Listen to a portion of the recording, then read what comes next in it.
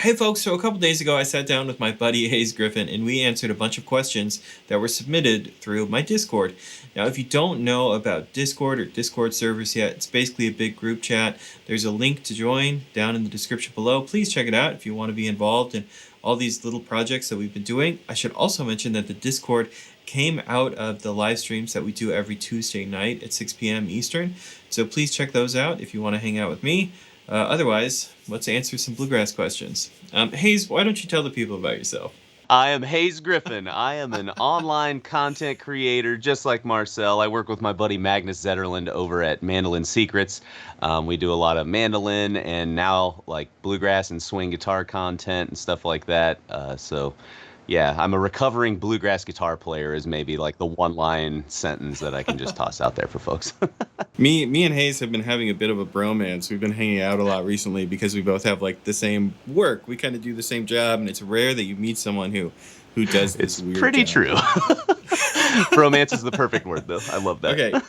All right, so Twiz says, I will kick off my long list of needful questions by asking, how much shade do non-Martin guitars get at bluegrass jams? Said differently, is it an ocean of Martins or pretty diverse these days? By the way, low-hanging fruit. I give an ocean of Martins. Like, sorry, Twiz. Anyways, okay, I've got opinions on this mainly because I grew up in what I would call a relatively like traditional type bluegrass setting, you know. So definitely a sea of Martins at the bluegrass jams when I was growing up, and there's a little personal anecdote that I have with this too. Like my first week when I showed up to college at Denison University, where they have like a bluegrass program and stuff like that, I actually got some shade from my professors for like walking into bluegrass ensemble with my Taylor 410 CE. You know, not only was it a Taylor, but it had a cutaway on it, so it was just like, you know, like wrong answer, Hayes. Now that being said, you know, Marcel, like we've talked about some of this kind of stuff before. There are a lot of other guitar brands out there today, like custom luthiers and smaller luthiers that build in the Martin style. I think I see a lot of those at bluegrass jams, but I do see in my like kind of immediate realm kind of an expansion into other styles and brands of guitars. Like I gotta do this right now too. This is my main axe these days, the old Gibson L00, and I bought it specifically so I could go to my local bluegrass jam session and get poo-pooed, you know. We're gonna talk about those again in a second, man. We're gonna pull those out. Yeah, man, it's interesting. How about saying it this way? It doesn't have to be a Martin, but it's probably going to be another company copying a dreadnought shape. Yeah, exactly. That's pretty true. Like pre-war, there's companies like Thompson that all make wonderful instruments, but they're going off sort of the dreadnought model, right? We can all agree on that. That's not offensive. No, not at all. You know, we've been in situations where we've been able to like talk to reps from these companies, and when you talk to them, and you know, they're like, "Oh, what kind of guitars do you normally play?" The kind of the industry standard is to use the Martin terminology. So you're like, oh, I like 28s or I like 35s. And they're like, well, our whatever, you know, GCP 200 is kind of that, you know, and but you use the Martin terms to describe what you like. Absolutely, yeah. It's like, oh, that's an OM, that's a triple O, that's a double O. Yeah, no, you're totally right, man. I feel like there's that like small sliver of folks, the rabble rousers are the ones who like to use the Gibson terminology. You know what I mean? They're like, I only listen to Russ Barenberg and I've only ever played a J45, you know, like that kind of thing. But yeah, you're totally right, dude. We don't talk about those people. No. Okay, man. So next question. This one is, you're going to hate me for this question. This question is from Jacob. Jacob asks, what is the difference between 2-2 and 2-4? Oh, wow. And you're like, oh, I didn't realize this Q&A thing like wasn't going to be like a funny hangout with Marcel thing. Like this is going to get really serious. What is the difference between 2-2 and 2-4? Whoa. Yeah, like sorry man, I'm signing off right now. This is done. All right, well let's talk about this first. Let's go in stages. So with 4-4, there's kind of an implication that there's going to be multiple stress syllables, normally either like 1 and 3 or 2 and 4, right? And in those stress syllables, there's normally a stronger one and a weaker one. Now, if you feel something in In 2/4, I think that assumption is gone. The first beat of every measure should have the same emphasis. There shouldn't be sort of a lesser emphasis on every other measure of 2/4. And I think the reason I feel that is from marching band. We're solidly off the bluegrass Because path right now, right? Yeah.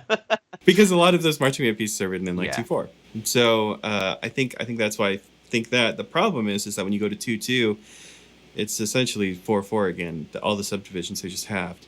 The only time I think I've read something in 2/2 would be like a historical piece. Would be like in a concert band setting where this piece was traditionally written and read this way, so that's what we're doing. I can't think of like a modern music example of 2/2. That's honestly, man, exactly like the first thought that popped into my head when you brought up this question. I was like, 2/2, dang, like that's like sophomore year music school stuff to me. You know what I mean? Because we're reading like madrigals or something like that. You know what I Yeah. mean? Um, but yeah, I would tend to agree with you in terms of the rhythmic subdivision aspect of this too. And generally for me too, like when I hear something go in 2/4.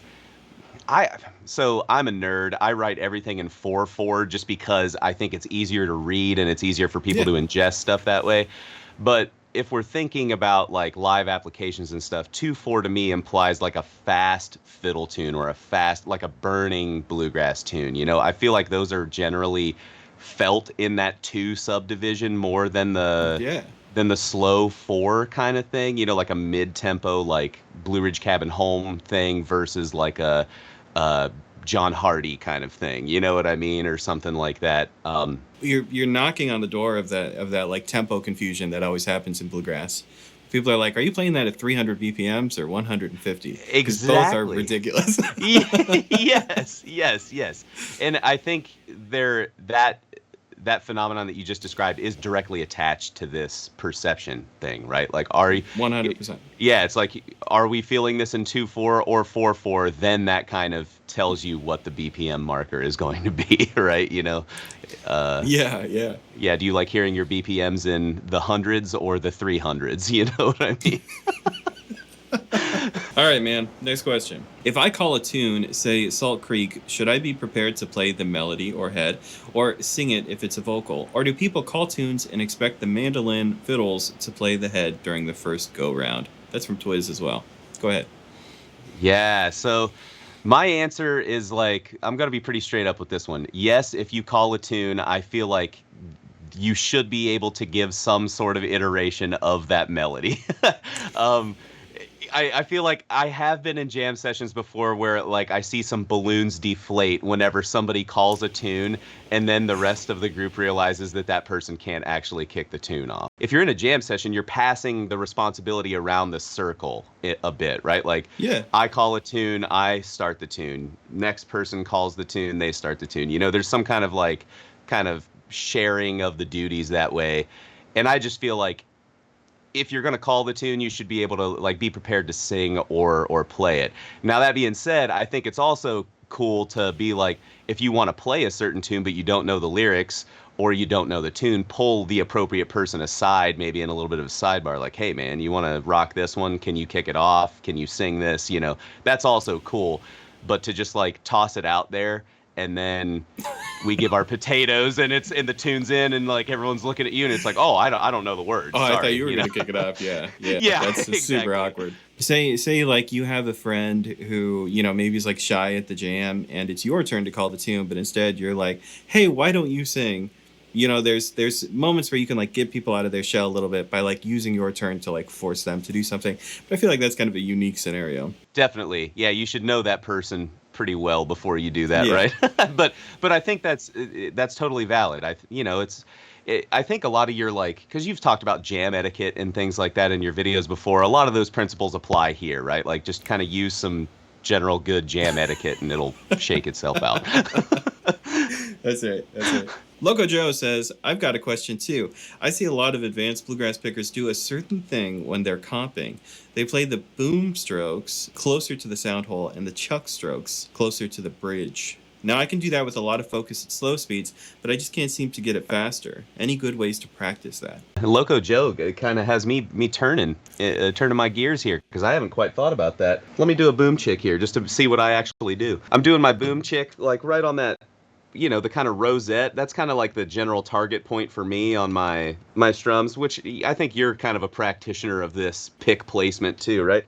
And it's almost like it's not like I'm thinking pick here and then move hand and strum. It's almost like my hand is strumming at an angle toward the bridge. You know what I mean? Just because like your arm is on this like, if you think of your elbow as the fulcrum or whatever, your arm's going to fall away from that and generally just move toward the bridge. I think that's me, at least how I conceptualize it. I know that doesn't answer the question quite yet. I'm wondering if Joe is feeling like the tendency for people to like bounce and go like. Yeah.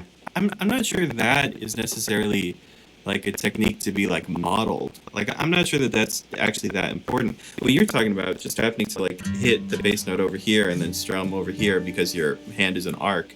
I think that's more just real life. Yeah, I think that's kind of where I am too. I mean, if we're both kind of landing on this approach for what the right hand is doing, I would say, Loco Joe, think about just your entry point and your exit point for the strum. You know what I mean? And almost try and trace like a line or a gentle curve through that, as opposed to like moving the hand, right? Like you were saying, because I think that's an inefficient technique, right? That's kind of maybe what the implication was a minute ago when you said it. Like if you're picking up your hand and moving it that much, then you're losing some transfer of energy, like when you're doing that. So maybe just think about that arc through the strings as opposed to like, moving the right hand back and forth. Well, there you go, Loco. Don't copy that technique. Or maybe reframe your mental conception of that technique, right? Hayes is more polite than me.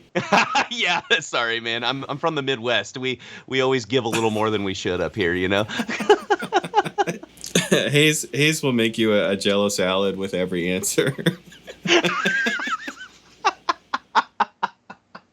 Oh my God, my grandma would be so proud. Can you talk about ideal fretting hand thumb position on the lowest frets? Fretting hand thumb position on the lowest frets. So like I've talked about this a bunch. I don't leave the thumb hanging a lot, like if we go to our pal and hero Tony Rice, like Tony definitely keeps that thumb there to where he can like reach over to. But as far as like, oh wait, give me a second. I don't know why, but your video just like shrunk, like the NDI just like. Dude, that totally happened. You remember when we were doing the stream for Mandolin Secrets Live? Yeah. That totally happened to me too. I love that, man. I'm more of the kind of thought that like the pad of my thumb like traces like the upper third of the back of the neck. You can kind of see my thumb like poking up there, but the thumb is dynamic. Like as you're getting lower strings, the thumb, you can see it rolls down and I get like a more of a gentle curve in my wrist. You know what I mean? Like that kind of thing. And then as I trace to the higher strings, my wrist straightens out a little bit and the thumb comes back up. So it's not like, I like to think about it like there's a lane on the back of the guitar neck. You know what I mean? So like this is the upper half of the neck and the thumb is like somewhere between the like peak of the neck and the top of the fingerboard. And it generally kind of has some variation depending on if you're playing a low note or a high note, but generally you stay in that lane, even if you're going up and down the neck. That's my way. I don't know how you think about it, Marcel. What's up? What if you're coming into turn 4 and there's someone on the inside and they're pulling ahead? I knew it, dude. This NASCAR MFer over here. Look at him, man. Okay, I love the way that you said that. So normally when I describe that, I'll tell you how I describe it. I say that you don't want your thumb like centered up in the back of the neck, and you don't want to hang your hand on the guitar like by your thumb. And the truth is somewhere in between, which you described as sort of this like lane right here. You're exactly right. And one of the easiest ways to see that too is a lot of old guitars, like actually like mine, will have this like perfect thumb wear right here, and you can see.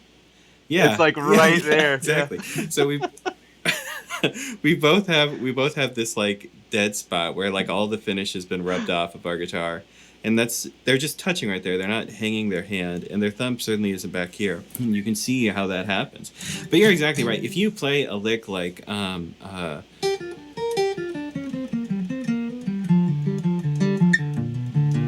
you can actually see my thumb creep up as I get to the lower strings.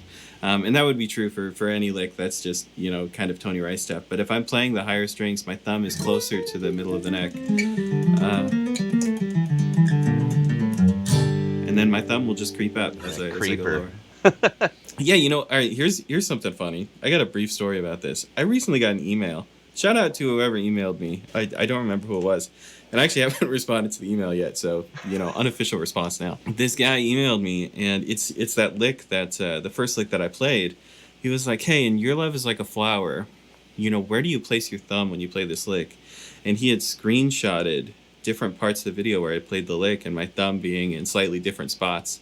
And he asked this really detailed, like, kind of beautiful question. It's like, wow, you spent a lot of time thinking about this, about where the thumb goes. And, yeah, this gave me like a way to think about it. I didn't really know how to email him back and explain like, oh, my thumb moves as I play the lick. Yeah, exactly.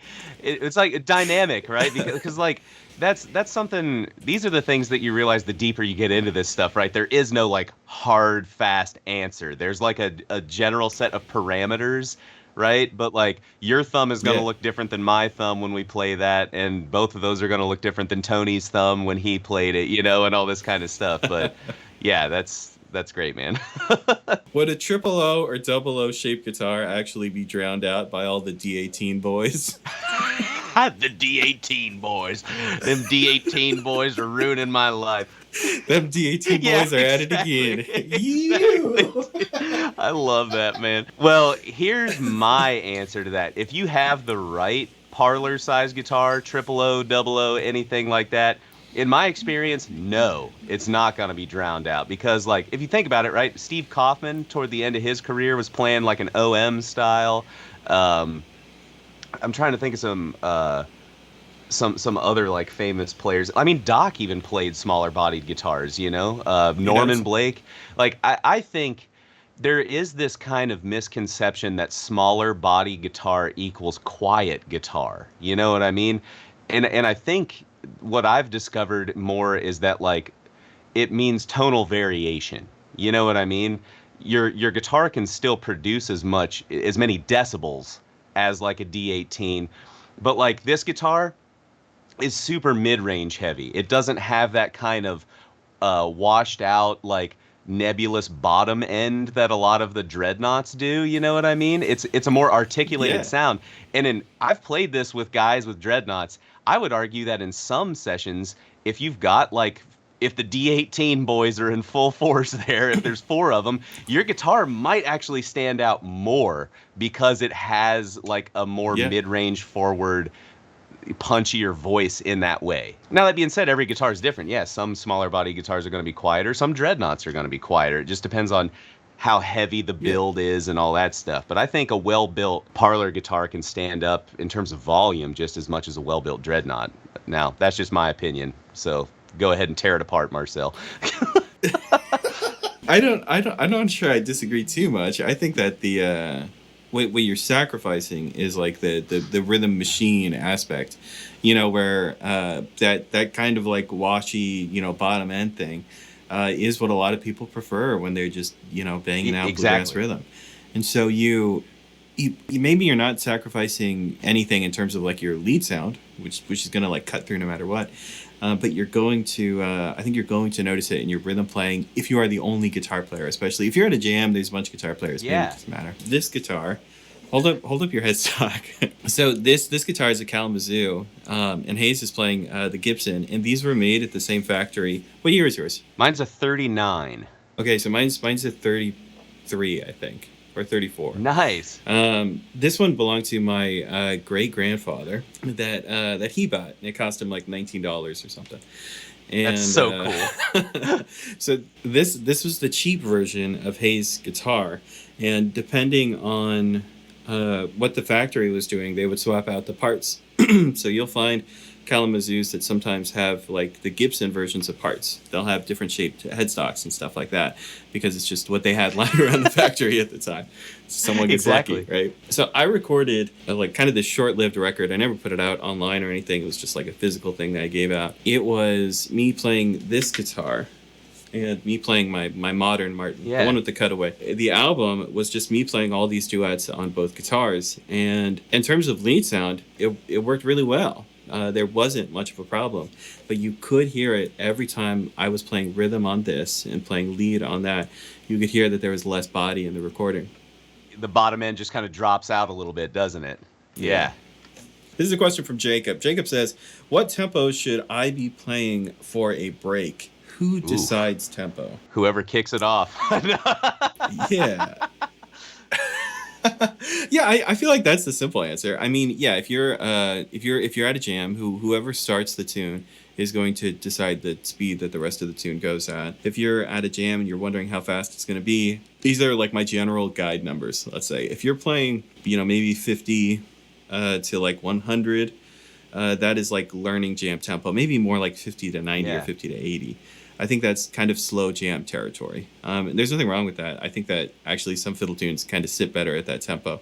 For instance, like Red Haired Boy, I don't feel like likes to be pushed too hard. I think the tune starts breaking down over 90 or 100. Totally agreed. Yeah, there's a whole set of them in my mind that just rest very well in that realm, like your St. Anne's reels and your whiskey before breakfasts and all that kind of stuff, If you're playing, let's say 90 to 120, I consider that the tempo of like a, kind of like a bar jam. Everyone kind of knows what their instrument's supposed to be doing. They have experience on their instrument, but we're still playing at comfortable tempos, right? Comfortable having upgraded because these are kind of like the local pros, right? If you're at like a closed door jam, maybe these are musicians that have toured and, like things are getting serious. You will see tempos that ranging from like 120 to maybe 160 and above.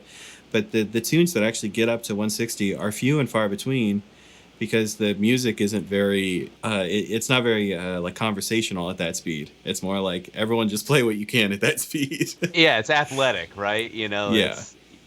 I would agree with that because like in those tempos you're thinking, right, like your Big Mon and your like I don't know, totally. What are some other rippers like Salt Creek Works? Why is it all modal tunes that you play at those tempos? It is, too? Yeah. You can just play. You can play G minor pentatonic over it. And all the guitar players are okay with it. I agree with you. I like that kind of what I want to say that little kind of tier system that you have going on there. I would put my stamp of approval on that. So I got a funny story about I once walked out of a jam that had all of the editors for I think it was Fretboard Journal, and I was at a jam. We're all picking together, and I was supposed to meet some friends or something. So I was like backing out of the room, and I was like, "Hey man, it's really nice jamming with all of you." And I was like, "What's your name?" And I'm like shaking hands as I'm backing out of the room, and I'm like, "Man, these names are really familiar. Like I've seen these names before. I've seen these names in Fretboard Journal." And I'm like closing the door and I'm like, man, I should go back in there. I wish I was still in that room jamming with those people. And I close the door and I'm going down the hallway like, man, I should go back in that room. That's hilarious. Like the social awkwardness, right? Like, how do you defeat that? It's like, oh, actually, I thought I had an appointment, but I'm back, guys, or something. Like, yeah, what do you say at that point? There was no way. No. There was no way to come back from that. Jacob says, I'm also curious about a cheater book. I have a pocket-sized one with scales and chords to songs. Plan on turning it into a handheld version of your Bluegrass Bible. My Bluegrass Bible is kind of like this, like an 8-inch binder that I like put everything I could find about bluegrass in. Yeah. And I would just like, study. Like I'd flip through it like, while I'm eating dinner.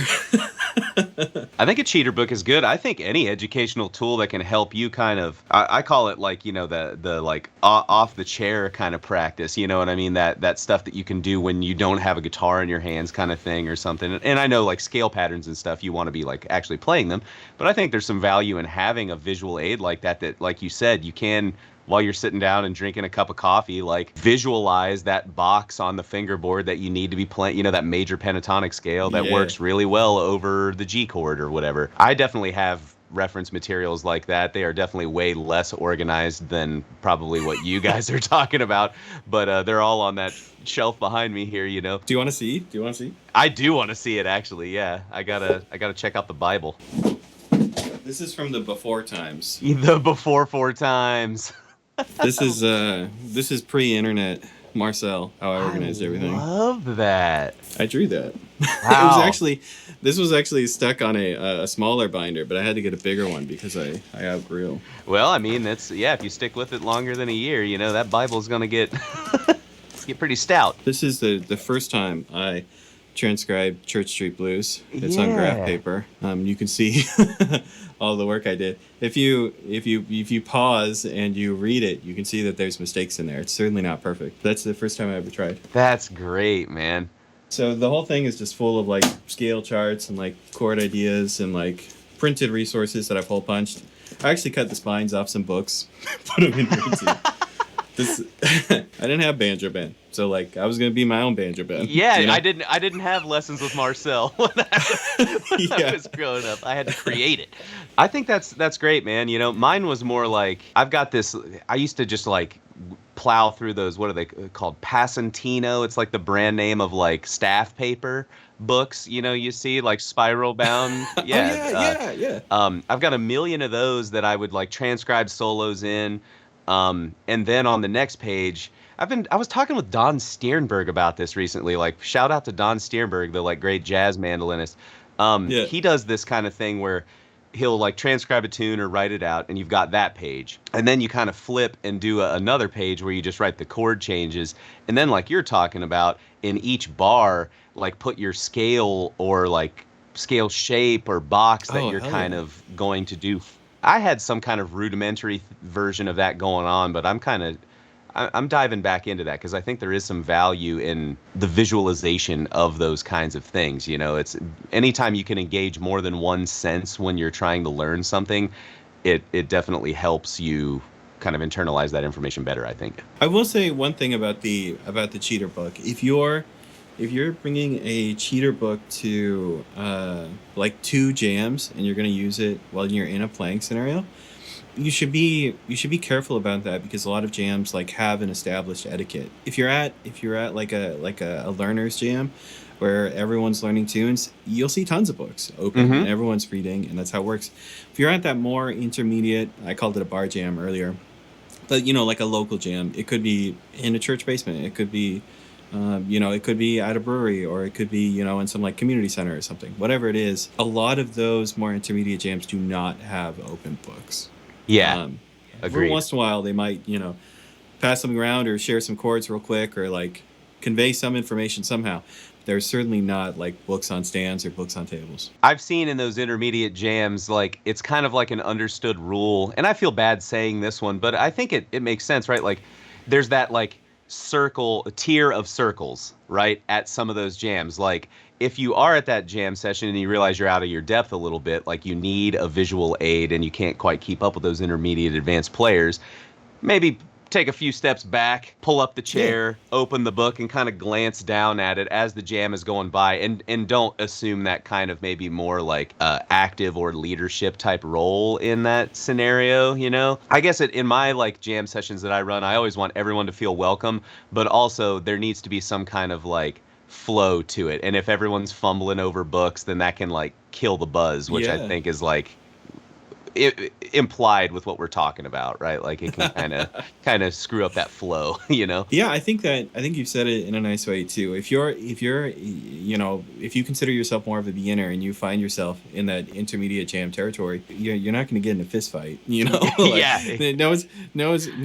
going to throw down. But I would still try to like stay out of the way, right? And if there is, you know, a song that you can hang on, or like, you know, more comfortable number comes up, you can step in and get at it. Even players like me and Hayes experience this all the time, where, you know, we're, you know, like at a festival jam or something, and a song gets called that we don't know very well, and we'll just step back. We just won't play. Yeah, totally cool to do that. And that's I never really felt like there was judgment from anyone if you did kind of remove yourself. I think, right? You know, it's don't feel compelled to always be a part, you know? All right, here's the end, man. We're doing a speed round. Shout out to Twiz again. What tempo do you need to play Black Mountain Rag at before you go to a jam? That's kind of like a question in the wrong direction. It's like it is a good question, but like you shouldn't just be worried about this one too.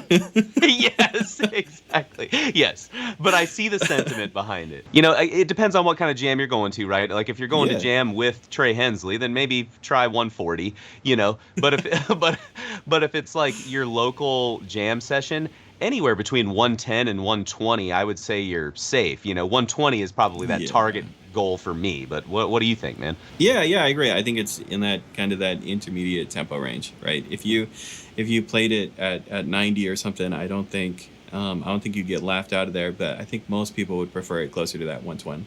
110, 120. Will you get shamed? We already answered this, but I'm going to read the question anyway. Will you get shamed if you don't have a D28 or D18? Yes. I think no. yes. I think probably the even if you just get some of the like the D-sized like a Yamaha or something, which I think are pretty affordable, right? Maybe they're running very much so. There's this model, what is it, the FG 100 or 200 or something like that? Yeah, FG 100, yeah. Like $200, $300 for this thing. Amazing sounding guitars for the price too. My mom is just now learning to play the guitar, and that's what I told her to get. And I love playing that guitar whenever I go over to her house. So Hayes, get out of town. My mom's just learning how to play guitar. Seriously? You want to exchange mom numbers? Well, they can talk to each other. I honestly, man, like Susie, I think could use a friend. You know. Okay. That's great. That's absurd. Same question. Will you get shamed if you don't have that metal capo all you guys have? Glorious question. I love that. Like, I'm not even going to say the name of it, you know? I would like to point out that I don't have one. I don't even own one. But not sponsored. I would like to point out these cat's eye capos. I think they're really cool and really unique. They're self-centering, so that like V shape there, it kind of grabs onto the back of the neck and it like centers itself. I'm one of those metal capo boys. I've definitely get out of here. Yeah, I've got the Elliott capo. I think that's one of those things that some people. Here's the deal. If you go up to the jam with a Kaiser capo, like a clamp-on capo, but you can rip, no one's gonna care. You know what I mean? Oh, that's true. That's true. Yeah. But there is, like, I will say, once again, when I showed up to bluegrass class with my Taylor, I had a Kaiser clamp capo. That was discussed almost as immediately as the guitar choice was. You know what I mean? Like, yeah. And I got a Page capo after that, which is kind of like the more affordable version. Super affordable. Yeah. I love Page capos, so yeah, check those out. Yeah, to say this real quick, yeah, the reason we like this capo is because if you think about the clamp capo, the way it applies tension is kind of off center, right? The arm swings in to apply tension to the back, which means you get an uneven application. So you'll have some strings get pushed harder than others. But if you have this twisty thing on the back, you can apply the pressure evenly, so all the strings will get the same amount of tension. You can control how much tension because it's not a spring; it's a twisty doodad. Yeah. So that's why we prefer these. It's not like a must. You will see every once in a while a bluegrass musician playing with a different kind of capo, but most of the time it's one of these, and that's the reason why. And and I would say as you go along and you're playing, you will notice those other spring-loaded capos pulling your strings out of tune in an unnatural way, and that will start to mess with you. So you'll probably want one of those even tension things like Marcel is saying. If you're, if you're playing in a different circumstance, let's say you're playing like, like in a rock band or something, and you got to like move the capo a lot, or like, this is going to sound rude, but like maybe the tonal production like isn't at the, the forefront of what you're doing. It's not the most important thing. The most important thing is just like getting it kind of in tune and going. I get it. I have no problem with that. Hell yeah, do it. If you're a nerd and you want the squeezy thing to squeeze your strings perfectly, well then I highly recommend one of these squeezy boys. Yeah. I love it, man. Agreed. We have reached a quorum. To drill a strap button or not? Oh, yeah. That one touches me. So like, check it out. I'm bringing my boy back. Like, no strap button, man. No strap button. That's a debate, isn't it? if you're buying a modern guitar that doesn't have a strap button in the heel, 100% drill it in there and it won't affect the value at all. If it does, direct all emails to Hayes. If it's a vintage guitar, I would say that a lot of people who play Martins are playing bluegrass, and a lot of them would really like a strap button. So I've seen lots of vintage Martins that have had strap buttons added, and once again, it virtually does not affect the price. If it was something very, specific, a very sought after year or style, or maybe it's a unique guitar that Martin didn't make a lot of, don't drill into it. Yeah. Yeah, exactly. Yeah, and first off, don't even take it outside of your house. Don't even go to a jam with it. No. Yeah. Also, how'd you get $500,000? Yeah. If you've got $500,000, then a strap button is the least of your worries right now. No. Yeah. It's kind of funny because my instinct is like, don't drill the strap button. But then I think of all the circumstances where I've seen, strap buttons added afterwards, and it really doesn't affect the guitar. No, and I think most people recognize that like a strap is a valuable thing to be able to attach to your instrument, and they also realize too that if you're attaching the strap at the headstock, it will pull the instrument out of tune as soon as you stand up and put some of your weight on the guitar and all these things. Like, I was kind of half joking about my guitar, no strap button. I would say within a year I will warm to the idea of just being able to drill into that thing and put a strap button there, because I'll be like, dang it, I can't, like, I hate this strap up at the headstock situation. So Totally. Yeah, plus, that like the Woody Guthrie thing, like having the strap all the way out there. I've always felt like kind of uncomfortable, like the guitar wants to like... It slides, right? Yeah, it wants to dip down. And my comfort should be placed above all other things. Very, very last one. What are the 5 most important songs to know the chords to? Can we do 5? Yeah, I mean, isn't there only like one set of chords to know anyways? Yeah, right. It's G, C, G, D. Yeah, and then sometimes F. And if you're in a different key, it's 1, 4, 1, 5. We joke, but it's kind of true. That is a lot of songs in the bluegrass canon, and even if it's not the entire song, it'll be just the verse or just the chorus. It'll be like a hefty chunk of the song. Here's my answer that's not an answer to this specific question, but it's like, learn half of any album that the Bluegrass Album Band put out, and you'll know all the chords you need to know, right? That's right. Yeah. Learn 5 tracks from any one of those albums, and all of those scenarios will have presented themselves. Learning the break from track 1 off of the first Bluegrass Album Band, which is Blue Ridge Cabin Home. Learning the Blue Ridge Cabin Home break on your instrument is a rite of passage in the bluegrass world. Yes. No matter what instrument you play, you have to learn the break that was played on that recording. Agreed. Wholeheartedly. Anyway, Hayes, thank you so much for joining us. I'm glad we got to the heart of all these important issues. Everyone, please remember that there are no stupid questions, and we love answering all of these. Maybe we'll have you back someday, Hayes. Yeah, no stupid questions, just stupid people answering them, right? No. Yes. You've just come up with the slogan for our new show.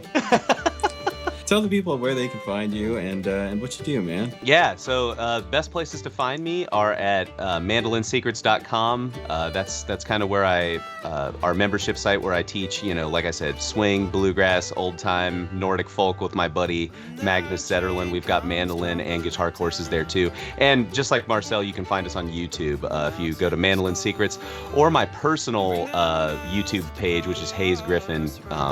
YouTube.com/Hayes Griffin. You can find a lot of electric mandolin content there. I'm a big Tiny Moore swing mandolin fan and stuff like that. So yeah, check me out on those places. And then Facebook, Instagram, Twitter, all those places too. All right, everyone. If you want to be involved in the shenanigans for next time, definitely join the Discord server. There's a link to do that in the description. And we'll see you all next time. See you all later.